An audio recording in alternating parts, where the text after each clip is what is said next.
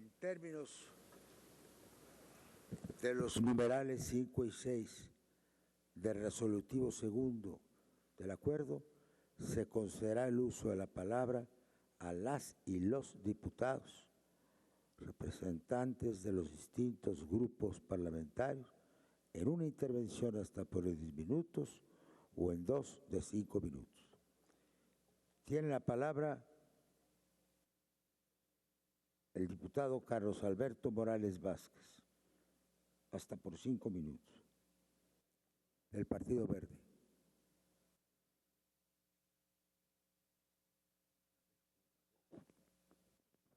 Sin partido, perdón.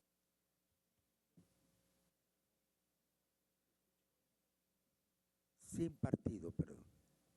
Pásele, compañero. Con su venia, diputado presidente. El día de hoy reconocemos los 80 años del exilio español en México como un logro diplomático y político, pero sobre todo humanitario, que nuestro país tuvo con España. Por ello, hoy vengo a hablarles de cómo nuestro país se volvió la capital del exilio español y de aquella España perdida que México ganó.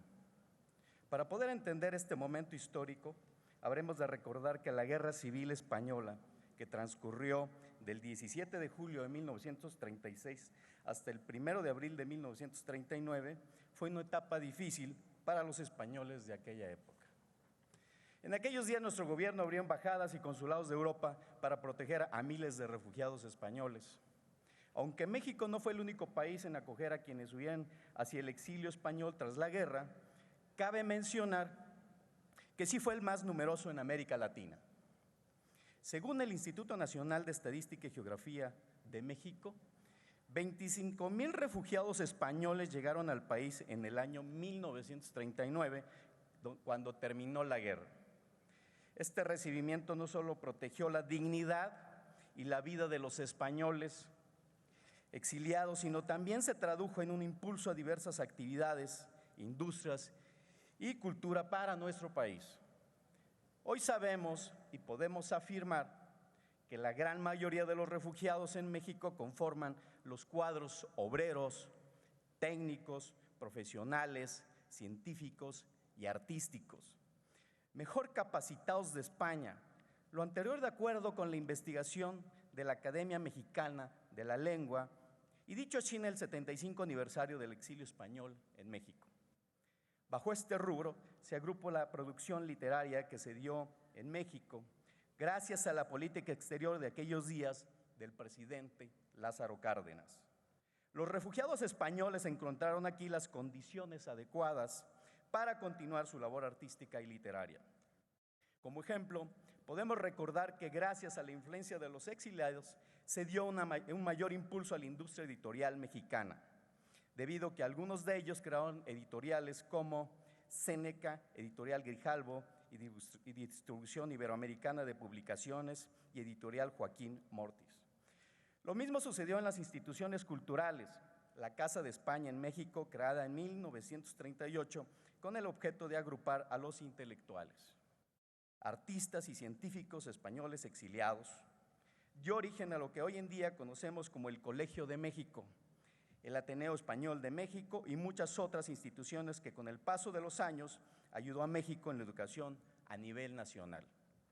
También entre los cineastas más importantes, reconocidos y originales por México se encontraba Luis Buñuel, director de cine español, que tras el exilio de la Guerra Civil Española se naturalizó mexicano y con su trabajo ayudó al cine mexicano.